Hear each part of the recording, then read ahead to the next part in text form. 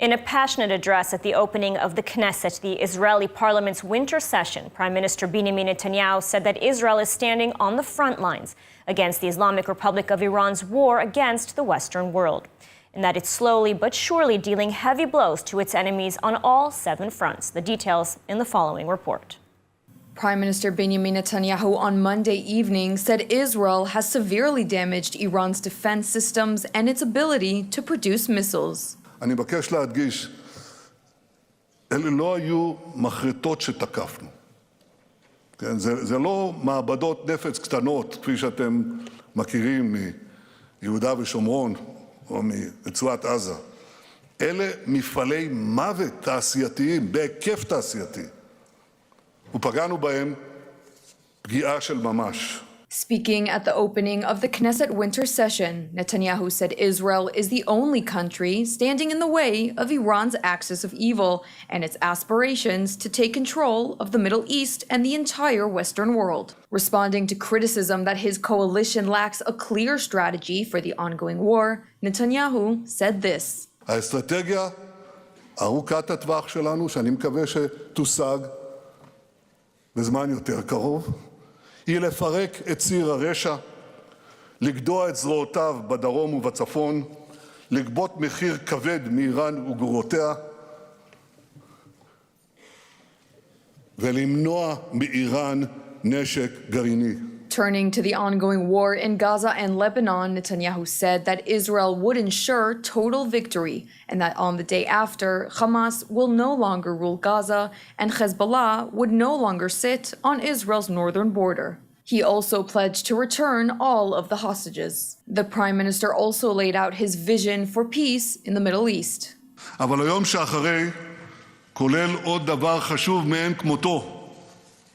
אני שואף להמשיך בתהליך שהובלתי לפני כמה שנים עם החתימה על הסכמי אברהם ההיסטוריים ולהשיג שלום עם מדינות ערביות נוספות. And over 1 year after the October 7th massacre and the revelations throughout this year of the extent of UNRWA's alleged involvement in Hamas terrorism, the Israeli Knesset, defying international pressure, has passed a law to outlaw UNRWA from operating in Israel. All the details in the following report. 92 בעד, 10 נגד. אני קובע כי הצעת החוק התקבלה בקריאה השלישית ותיכנס לספר החוקים. At the opening session of the Knesset on Monday night, Israel passed a new law banning the UN Palestinian Refugee Agency UNRWA from operating in the country. A second bill that passed 87-9 will also significantly curtail UNRWA's activities in Palestinian territories by banning Israeli officials from having any contact with the UN body. This legislation is disconnecting the relationship between Israel and between this organization. They will not be able to facilitate their activities or their infrastructures or their headquarters in Israel. If the United Nations is not willing to clean this organization from terrorism, from Hamas activists, then we have to take measures to make sure that they cannot harm our people ever again. Israel has accused UNRWA staff of complicity in the October 7th massacre, and its facilities have been systematically used by Hamas to carry out terrorist attacks against Israel. Additionally, UNRWA schools have been repeatedly found to teach hatred and incite to violence against Jews and against Israel. International condemnation of the decision from the UN and Western countries, including the United States, was swift, citing a fear that the decision would worsen the humanitarian situation in Gaza. UNRWA responded to the law, saying that it was an unprecedented move that opposes the UN Charter and violates Israel's obligations under international law. But Jerusalem has pushed back against the critics, saying that Israel is prepared to work with other international partners to ensure the continued flow of humanitarian aid. And joining us now with more on the Knesset decision to outlaw UNRWA is member of Knesset for the Likud party, Boaz Bismuth, and one of the co-authors of the UNRWA bill. Thank you for joining us today. Thank you for inviting me. So this is a dramatic decision. Some have said it's long overdue, but how will this actually affect operations on the ground, both within Israel and in Gaza and Judea and Samaria?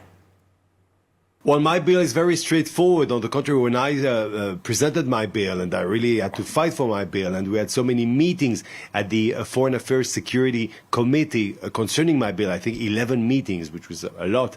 One of the reasons why I was fighting, not only because it's a just bill, because this bill is something that Israeli also expect to come, but also a bill that, it concerns, Israel. In order to put it in action, you only have to ban UNRWA from operating in Israel. Don't forget, we're a sovereign country. We are the ones who decide. And this is why my bill is very straightforward. And in fact, I would also add one thing. If we say that what was before the 7th of October, it will not be after the 7th of October, this is one of the things we Israelis are expecting. Terrorism organization like UNRWA, supposedly to be a humanitarian organization, will not operate from Israel. Point. Now, the Knesset defied immense international pressure in passing this bill. Many countries have expressed concern over UNRWA's role in providing aid to Palestinians, saying there is no other organization that can handle this task. What is your response to this criticism? Very simple. There will not be a vacuum. We're Israel. We're supplying humanitarian aid to our enemies. Don't forget, during the Gaza war, Israelis didn't like or don't like, all this huge amount of humanitarian aid entering Gaza, yet we do it.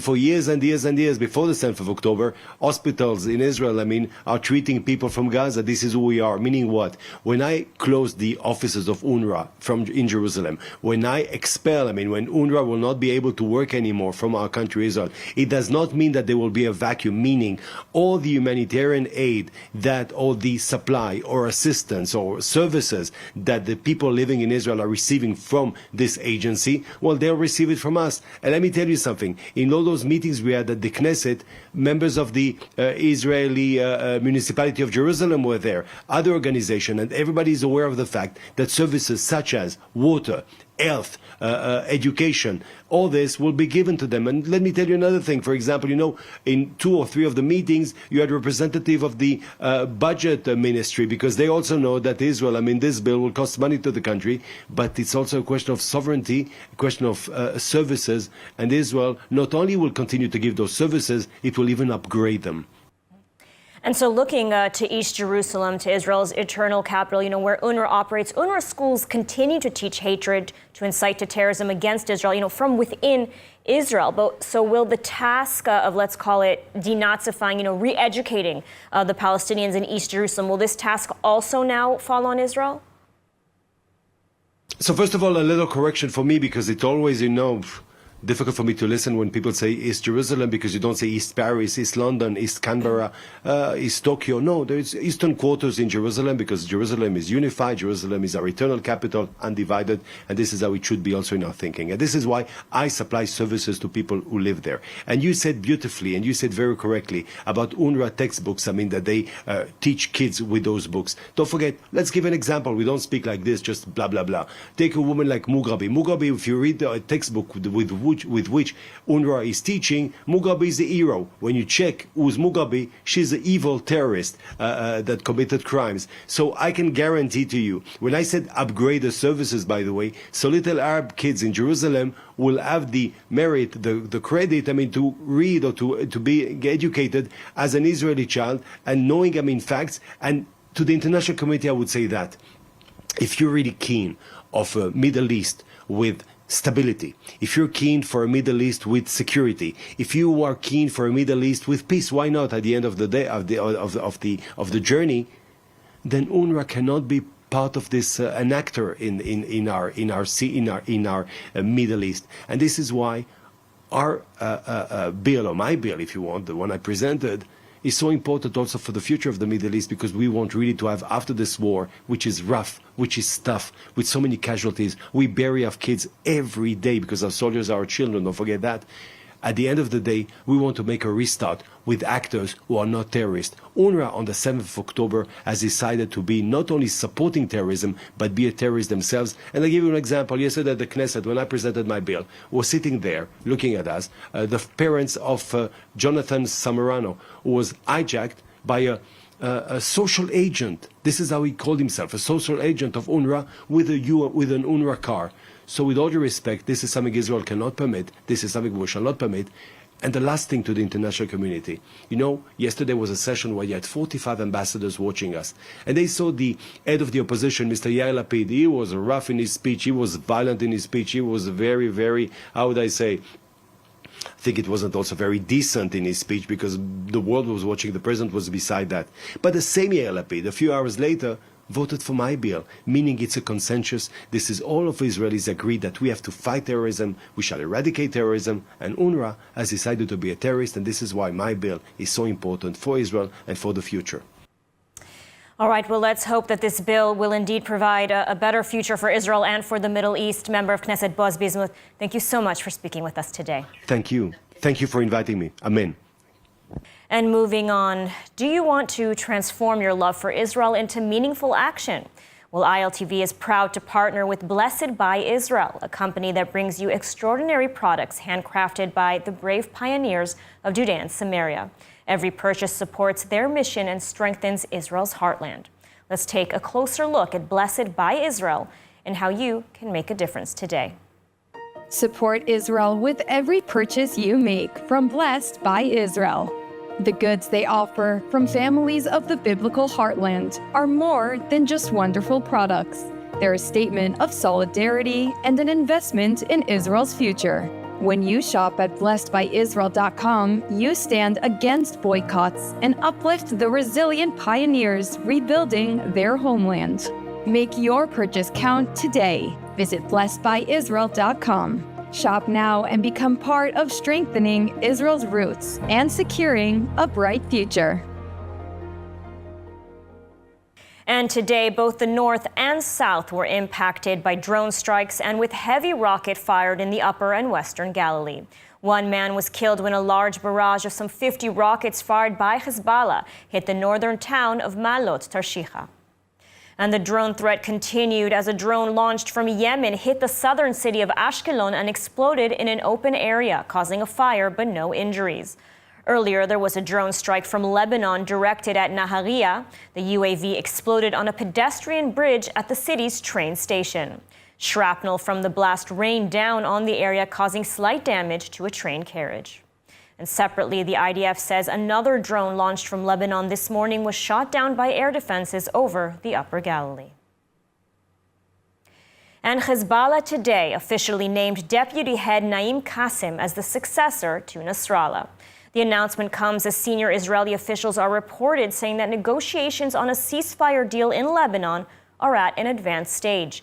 The diplomatic push comes amid reports of Hezbollah fighters abandoning their posts and fleeing to Syria. More from ILTV's Steve Leibovitz. U.S. Envoy Amos Hochstein is expected back in the region in the coming days in an attempt to finalize a deal that would bring a halt to the fighting between Israel and Hezbollah in Lebanon. The proposal reportedly would leave IDF troops in parts of South Lebanon for a 60-day period. Hezbollah would be kept north of the Litani River, and the Lebanese army would deploy thousands of troops to the border region to prevent Hezbollah's return.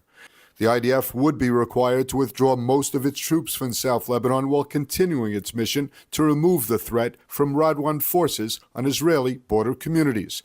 Israeli officials said that Lebanon's situation has completely changed during the IDF offensive, and now there is willingness in Beirut to establish control in South Lebanon. According to Ynet, Western intelligence sources say that Iran would allow Hezbollah to agree to a ceasefire and perhaps even encourage it, even if the fighting in Gaza does not end. On the ground in Lebanon, there are growing signs that Hezbollah is beginning to break. The wave of desertions is being reported in Arab media, which says that Hezbollah membership was badly shaken by the pager explosions that wounded thousands of its members, and then the killing of Hezbollah chief Nasrallah, and now the ground operation by the IDF have combined to break the will of many Hezbollah fighters. Those defecting are reportedly fleeing to Syrian territory with their families, attempting to escape with their lives. And it's day 389 of the war in Gaza. The IDF announced the deaths of 4 soldiers killed in northern Gaza. Meanwhile, the army continued advancing in northern Gaza Jabalia, leading to the surrender of some 600 Hamas terrorists after being surrounded by IDF forces. More from ILTV's Steve Leibovitz. The remaining Hamas terrorists in northern Gaza had gathered to regroup at the former Kamal Adwan hospital complex in Jabalia. The IDF encircled the complex, trapping hundreds of gunmen inside, including its senior operatives. Those terrorists who were not killed were taken prisoner. 3 brigades surrounded the area, which includes schools and shelters. The IDF helped tens of thousands of civilians to safely evacuate the area. Currently, troops are closing in on any remaining pockets of resistance, and the maneuvers in Jabalia are near completion. The hospital was used as a Hamas terror command center. The IDF seized weapons, funds, and documents. Some of those arrested in the hospital were suspected with links to October 7th attacks. Those individuals were taken to Israel for interrogation. And over the past 2 days, talks have been held in Doha in an effort to reach an agreement for a hostage deal. ILTV's Ariel Elechiani joins us now with the latest updates. Yes, thank you, Ladar. So following intense discussions, a negotiation summit concluded yesterday in Doha with reported progress being made towards a unified framework for a hostage release plan. And meanwhile, in Jerusalem, hostage families put together a powerful protest at the Knesset to put pressure on the government to do everything they can to bring their loved ones home. Take a look. Intense negotiations took place in Doha yesterday as high-level officials, including Mossad Director David Barnea and CIA Director William Burns, worked toward a breakthrough in the ongoing hostage crisis. The talks, hosted by Qatari Prime Minister Sheikh Mohammed Al Thani, reportedly made progress towards a unified framework for a hostage release. Egypt's President Abdel Fattah el-Sisi has also proposed a 48-hour ceasefire to secure the release of 4 hostages in exchange for Palestinian prisoners. But Hamas insists on further guarantees, including a comprehensive ceasefire and a full Israeli withdrawal from Gaza. Officials claim they aim to convene a follow-up summit with top intelligence leaders, including Egypt's new intelligence chief Hassan Rashad, and potentially engaging Hamas directly. Meanwhile, in Jerusalem, frustration and anguish boiled over as families of hostages staged a symbolic protest at the Knesset. A group of women dressed as 20-year-old Nama Levy, who was abducted by Hamas on October 7th, moved silently around committee members, mirroring the conditions seen in a video of Levy shortly after her capture. It could have been your daughter. It could have been your sister. It could have been you. The protesters lined up against the wall with faces painted red, while Nama's mother, Ayelet Levy, pleaded with lawmakers to bring all 101 hostages back to their families. While diplomatic momentum builds in Doha, the families here in Israel are urging officials not to delay. They want their loved ones returned home safely and soon. And now for a little good news. Maccabi World Union, World Jewish Congress, and Keren Kayemet L'Israel Jewish National Fund have just launched a new exhibit titled Unbroken Israeli Sports at Times of War. The exhibit serves as an incredible testament to the Israeli spirit and incredible national resilience. Maccabi World Union, the World Jewish Congress, and Keren Kayemet L'Israel Jewish National Fund have launched a new exhibit titled Unbroken Israeli Sports at Times of War at the Jewish Sports Museum in Kfar Maccabiah. An event last week brought together Israeli sports heroes, the families of professional and amateur athletes, and fans who were tragically killed on October 7th, along with Jewish leaders from Israel and around the world. To memorialize them forever as part of the Maccabi family and to honor their families for the sacrifice that they've done for the state of Israel and for the Jewish people. The exhibit explores the stories of athletes and fans who were present during the Hamas attacks. It also addresses the issue of anti-Semitism in international sports and how athletes and sports clubs have responded to the situation. It's so important to understand the influence that sport has all over the world, and in being able to fight anti-Semitism, to bring people together. And the World Jewish Congress is so proud to be one of the sponsors and to be part of this exhibition, understanding resiliency in sports and the resiliency of the Jewish people. It also highlights the resilience of Jewish and Israeli athletes in overcoming adversity, showcasing stories of rehabilitation and renewed hope from amateur sports to the Maccabiah Games to the Olympics and the Paralympics. I want to speak about something that cannot be taken from us as Israelis. Hope. This is our medal. It's for all Israelis. It's for all the Jews around the world. It's a medal for anyone who's searching for hope. Sports bring hopes because it makes barrier falls. What we try to bring as Maccabi World Union, as the association that brings all the 450,000 athletes of Maccabi all over the world, we send a message of hope and of togetherness. The exhibition showcases personal items, multimedia displays, and interviews, offering visitors a unique and intimate view of this pivotal moment in history. At the event, several individuals featured in the exhibit shared their powerful stories of resilience, including the wife of Lior Weitzman, 32, from Sderot, who was tragically killed by Hamas terrorists while cycling on the morning of October 7th. Now, his wife Limor is honoring Lior's dream by training for her first triathlon, all while raising their toddler on her own. My husband, my love,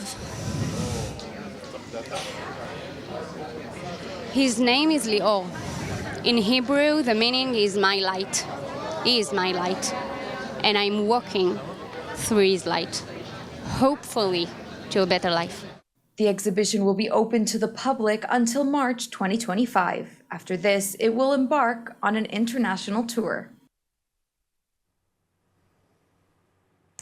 And with just 1 week until the American presidential election, ILTV's Maayan Hoffman reports on a new survey revealing how Jewish Americans plan to vote.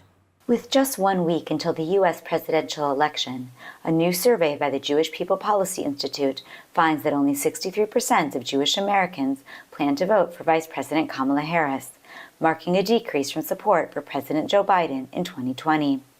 The survey also shows that 24% of American Jews plan to vote for Donald Trump, with 95% of Trump supporters citing his stance on Israel as their main reason. Over 90% of them believe a Trump administration would strengthen U.S.-Israel relations. A majority of Americans, 56%, say the current administration does not sufficiently support the Jewish state. For Harris voters, Israel is less central, with only 1/3 listing it as a main voting issue. A separate poll by Israel's Channel 12, which surveyed Israelis who likely cannot vote in the election, found that 66% of Israelis favor Trump, while 17% support Harris, and another 17% are undecided. Trump was seen as one of the most pro-Israel presidents, relocating the U.S. Embassy to Jerusalem and recognizing the Golan Heights, among other moves. Despite Biden's historically close ties with Israel, recent U.S. actions, including pushback on Israel's military efforts in Gaza, weapon supply delays, and Harris's recent acknowledgement of a pro-Palestinian protesters' concern over supposed Israeli genocide, appear to have dampened support for the Democratic ticket among some pro-Israel voters. Sagot Winery, where passion meets tradition. Nestled in the heart of Binyamin, our vineyards yield exquisite wines crafted with generations of expertise. And now, let's take a look at the weather forecast. Mostly clear skies are expected tonight around the country, with temperatures reaching lows of around 15 degrees Celsius or 59 degrees Fahrenheit. Then tomorrow, mostly sunny skies are expected alongside warm temperatures, reaching highs of about 25 degrees Celsius or 77 degrees Fahrenheit. And that's a wrap for today's news. For the latest updates from Israel on all your devices, be sure to follow our ILTV channel, subscribe to our newsletter, and explore our website, iltv.tv. Stay informed with the latest news straight from the heart of Israel. I'm Ladar Grave-Lazi. Be well, stay safe, and thank you so much for watching.